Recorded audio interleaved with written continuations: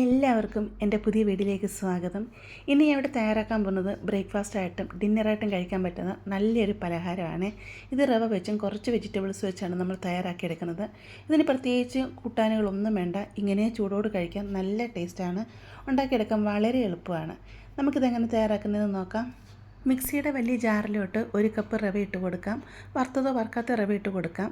അതുപോലെ ഒരു മീഡിയം ഉരുളക്കിഴങ്ങ് തൊലിയൊക്കെ കളഞ്ഞ് ചെറുതായിട്ട് അരിഞ്ഞ് അതിനെ കഴുകിയെടുത്താണ് അത് ഇതിലോട്ട് അങ്ങ് ഇട്ട് കൊടുത്ത് 2 ടേബിൾ സ്പൂൺ ചോറും കൂടി ഇട്ട് കൊടുക്കാം. ഞാൻ ഇവിടെ ചുമന്നരിയുടെ ചോറാണ് എടുത്തിരിക്കുന്നത്. വെള്ളരിയുടെ ചോറ് വേണേലും എടുക്കാവുന്നതാണ്. ഇതിലേക്ക് കുറച്ച് വെള്ളം കൂടെ ഒഴിച്ച് കൊടുത്ത് നല്ലതായിട്ടൊന്ന് അരച്ചെടുത്തുകൊണ്ട് വരണം. ദോശയ്ക്കൊക്കെ മാവ് അരച്ചെടുക്കത്തില്ലേ, ആ ഒരു പരുവത്തിൽ വേണം ഇത് അരച്ചെടുക്കാനായിട്ട്. മാവ് അരച്ച് ഞാൻ ഒരു പാത്രത്തിലോട്ട് ഒഴിച്ച് കൊടുക്കുന്നുണ്ട്. മിക്സിയുടെ ജാറ് കഴുകി ശകലം വെള്ളം കൂടെ ഞാൻ ഇതിലോട്ട് ഒഴിച്ച് കൊടുക്കുന്നുണ്ട്. ദോശയുടെ ആ ഒരു ലൂസി വേണം ഇത് കലക്കി വെക്കാനായിട്ട്. ഇത് അടച്ച് അരമണിക്കൂർ നമുക്ക് റെസ്റ്റ് ചെയ്യാനായിട്ട് വെക്കാം. അരമണിക്കൂറായിട്ടുണ്ട്. മാവ് നമുക്ക് തുറന്ന് നോക്കാം. മാവ് കുറച്ചും കൂടെയൊക്കെ നല്ലതായിട്ട് സോഫ്റ്റായി വന്നിട്ടുണ്ട്. ഉരുളക്കിഴങ്ങൊക്കെ അരച്ചെടുത്തുകൊണ്ട് തന്നെ മാവ് നല്ല സോഫ്റ്റായിരിക്കും. കണ്ടില്ലേ, മാവ് നല്ലതായിട്ട് സോഫ്റ്റായിട്ട് വന്നിട്ടുണ്ട്.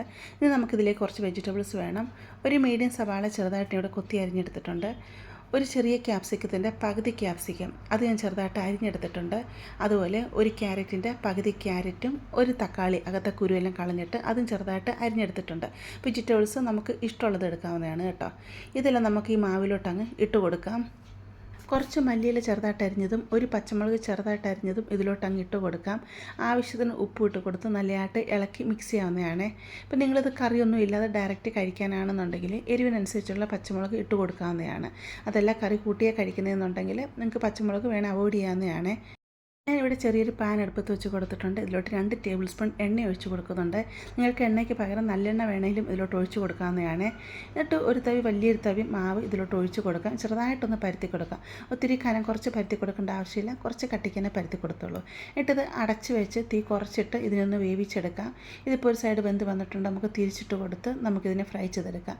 ഇപ്പോൾ നിങ്ങൾക്ക് നല്ല ക്രിസ്പിയായിട്ട് വേണമെന്നുണ്ടെങ്കിൽ കുറച്ച് എണ്ണയൊക്കെ ഇതുപോലെ ഒഴിച്ച് കൊടുത്ത് നല്ലതായിട്ട് നിങ്ങൾക്ക് മൊരിച്ചെടുക്കാവുന്നതാണ്. അതെല്ലാം നിങ്ങൾക്ക് ദോശ പോലെ അങ്ങനെ മതി എന്നുണ്ടെങ്കിൽ എണ്ണ കുറച്ച് ഒഴിച്ച് കൊടുത്ത് നിങ്ങൾക്ക് അങ്ങനെ ഇതിനെ മൊരിച്ചെടുക്കാവുന്നതാണ് കേട്ടോ. അതൊക്കെ നമ്മുടെ ഇഷ്ടത്തിനനുസരിച്ച് നമുക്ക് ചെയ്യാവുന്നതാണ്.